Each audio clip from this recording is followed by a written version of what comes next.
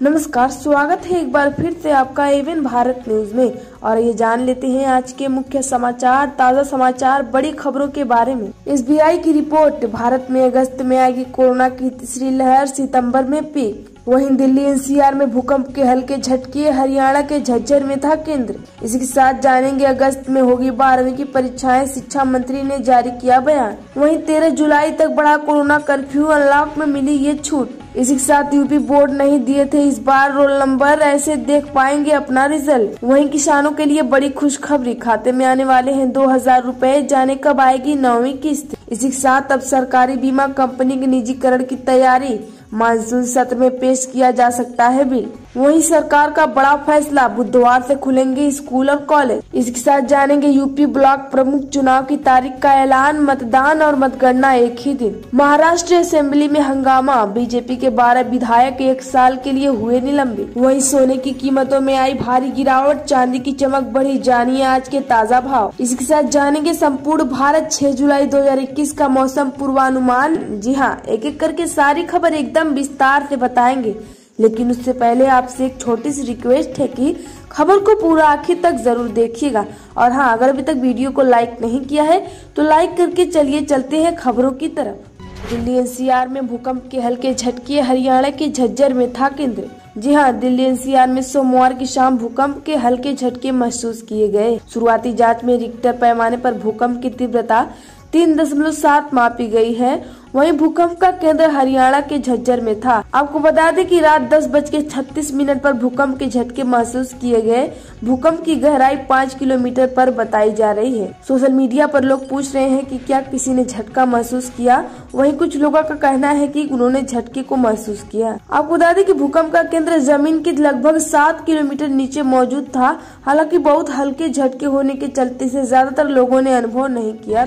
इसके साथ लेते हैं अगली बड़ी खबर, सीएम शिवराज का ऐलान, एमपी में तीसरी लहर की आशंका खत्म होने तक नहीं खुलेंगे स्कूल कॉलेज। जी हां, आपको बता दें कि मध्य प्रदेश के मुख्यमंत्री शिवराज सिंह चौहान ने कहा है, कोरोना की तीसरी लहर से इनकार नहीं किया जा सकता, बच्चों की जिंदगी दांव पर नहीं लगा सकते, इसलिए तीसरी लहर की आशंका समाप्त होने के बाद ही स्कूल खुलेंगे। आपको बता दें कि केवल पूर्व निर्धारित ट्यूशन फीस ली जा सकेगी, इसमें कोई वृद्धि नहीं होगी और न ही इसके अतिरिक्त कोई शुल्क वसूला जा सकेगा। इसी के साथ मुख्यमंत्री ने कहा, कोरोना के चलते स्कूल नहीं खुल पाने के कारण शिक्षकों की सैलरी, खासकर प्राइवेट स्कूलों में दिक्कत आ रही है।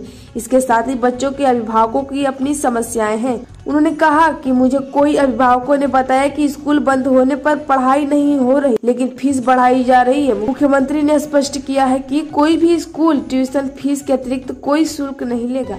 लेते हैं अगली बड़ी खबर, एसबीआई की रिपोर्ट, भारत में अगस्त में आएगी कोरोना की तीसरी लहर, सितंबर में पीक। जी हाँ, भारत में अभी कोरोना की दूसरी लहर की रफ्तार धीमी ही पड़ी है कि तीसरी लहर को लेकर कयास लगने लगे हैं।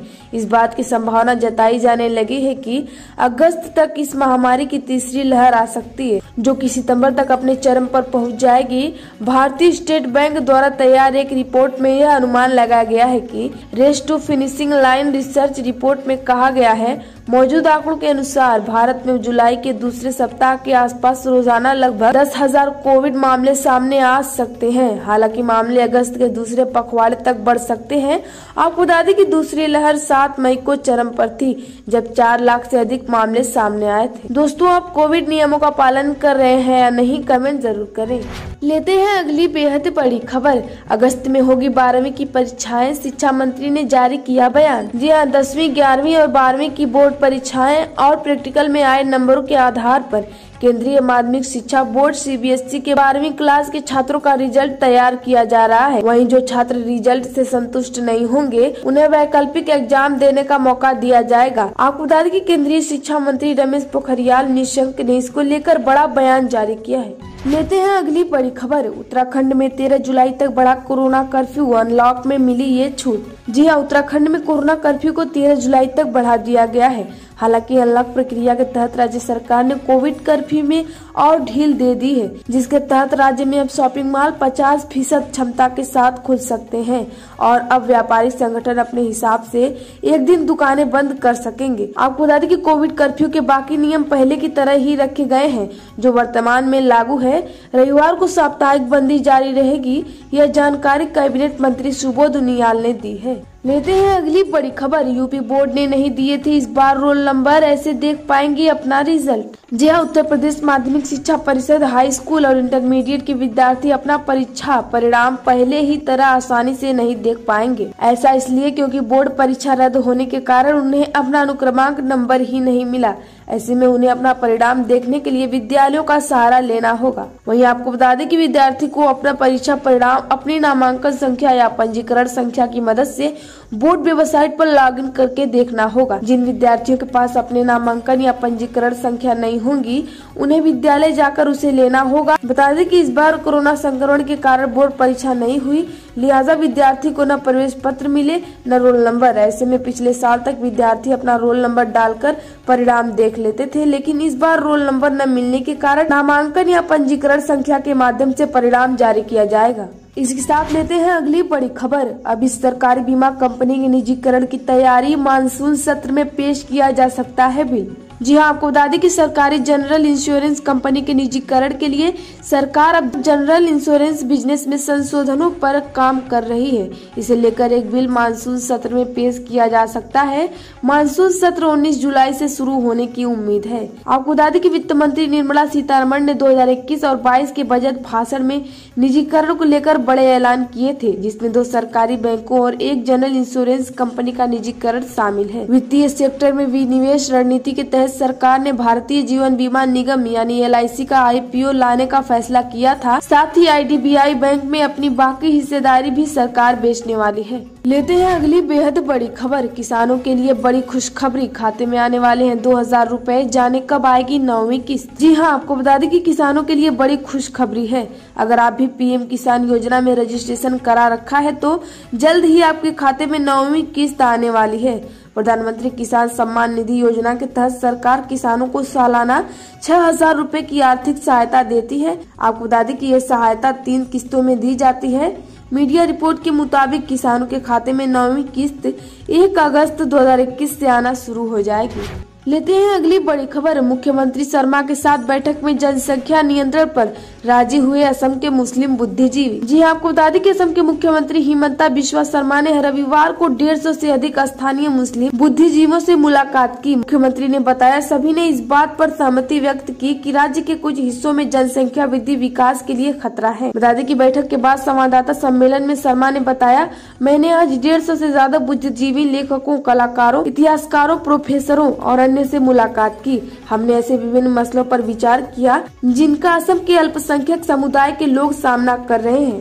बैठक में मौजूद सभी लोगों ने इस बात पर सहमति जताई कि असम के कुछ भागों में जनसंख्या विस्फोट राज्य के विकास के लिए खतरा है। साथ ही उन्होंने बताया कि असम को अगर देश के 5 शीर्ष राज्यों में शुमार होना है तो हमें अपने जनसंख्या विस्फोट से निपटना होगा। लेते हैं अगली बेहद बड़ी खबर। नीतीश सरकार का बड़ा फैसला, बुधवार से खुलेंगे स्कूल और कॉलेज। जी आपको बता दें कि बिहार के लोगों का अनलॉक 4 में बड़ी राहत मिली है।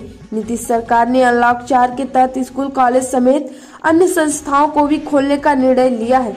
सोमवार को अनलॉक 4 के बारे में जानकारी देते हुए खुद CM नीतीश कुमार ने ट्वीट कर कहा। इस ट्वीट में उन्होंने लिखा है कि कोरोना की समीक्षा के बाद सरकारी गैर सरकारी कार्यालयों को सामान्य रूप से खोलने का निर्णय लिया गया है। आपको बता दें कि ऑफिसों में केवल वैक्सीनेटेड लोग ही प्रवेश पा सकेंगे। लेते हैं अगली बड़ी खबर। महाराष्ट्र असेंबली में हंगामा, बीजेपी के 12 विधायक 1 साल के लिए हुए निलंबित। जी आपको बता दें कि महाराष्ट्र विधानसभा में बीजेपी के 12 विधायकों को 1 साल के लिए विधानसभा से निलंबित कर दिया गया है। आपको बता दें कि आरोप है कि उन्होंने स्पीकर की कुर्सी पर विराजमान भास्कर जाधव के साथ आर्मदित व्यवहार किया।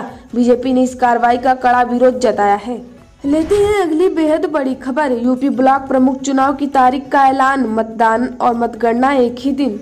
जी आपको बता दें कि उत्तर प्रदेश में जिला पंचायत में दमदार प्रदर्शन के बाद यूपी की बीजेपी सरकार अब राज्य में ब्लॉक प्रमुख के चुनाव कराने की तैयारियां में जुट गई है। इसके लिए यूपी के राज्य निर्वाचन आयुक्त की ओर से तारीख का ऐलान कर दिया गया है। साथ ही आपको बता दें कि राज्य निर्वाचन आयुक्त की ओर से उत्तर प्रदेश के सभी जिलों में 826 पदों पर ब्लॉक प्रमुख के चुनाव के लिए तारीखों का चयन कर लिया गया है। तय की गई तारीखों के मुताबिक आगामी 8 जुलाई को ब्लॉक प्रमुख पद के लिए सभी उम्मीदवार सुबह 11 बजे से दोपहर 3 बजे तक नामांकन पत्र दाखिल कर सकेंगे। इतना ही नहीं, उत्तर प्रदेश के राज्य निर्वाचन आयोग की तरफ से 8 जुलाई के दिन ही नामांकन पत्र दाखिल होने के बाद से उसकी समीक्षा का कार्यक्रम तय किया गया है। लेते हैं अगली बड़ी खबर। सोने की कीमतों में गिरावट, चांदी की चमक बढ़ी, जानिए आज के ताजा भाव। शुक्रवार के मुकाबले आज 24 कैरेट गोल्ड की कीमत में 162 रुपए की गिरावट देखने को मिली। वहीं चांदी आज मजबूत हो गई। 1 किलो चांदी का दाम बढ़कर 69,795 रुपए हो गया। इसी के साथ जान लेते हैं संपूर्ण भारत 6 जुलाई 2021 का मौसम पूर्वानुमान। जी हां, अगले 24 घंटे के दौरान केरल, तटीय कर्नाटक, रायलसीमा के कुछ हिस्सों, छत्तीसगढ़, तेलंगाना के कुछ हिस्सों, पूर्वोत्तर उत्तर प्रदेश, उप हिमालयी पश्चिम बंगाल, सिक्किम, असम, मेघालय, अरुणाचल प्रदेश, नागालैंड, तमिलनाडु, आंतरिक कर्नाटक और आंध्र प्रदेश का उत्तरी तट के कुछ हिस्सों में हल्के से मध्यम बारिश हो सकती है। इसके साथ बिहार के कुछ हिस्सों, गंगीय पश्चिम बंगाल, झारखंड, पूर्वी मध्य प्रदेश, मराठवाड़ा के अलग अलग हिस्सों, दक्षिण मध्य महाराष्ट्र, कोंकण और गोवा, पश्चिम हिमालय और दक्षिण पूर्व राजस्थान में हल्की सी मध्यम बारिश की संभावना है। इसी के साथ पंजाब के कुछ हिस्सों, हरियाणा के 1 से 2 हिस्सों, उत्तरी राजस्थान और पश्चिम उत्तर प्रदेश में धूल भरी आंधी के साथ हल्की बारिश हो सकती है। दोस्तों, खबर में बस इतना ही। जानकारी अगर अच्छी लगी हो तो वीडियो को लाइक करके ज्यादा से ज्यादा लोगों में शेयर कर दें, क्योंकि आपका लाइक शेयर ही हमारी मेहनत का फल होता है। और हाँ, अगर अभी तक चैनल को सब्सक्राइब नहीं किया है तो ऐसी जानकारी के लिए चैनल को सब्सक्राइब करके बगल में घंटी के निशान को जरूर दबा लें। धन्यवाद।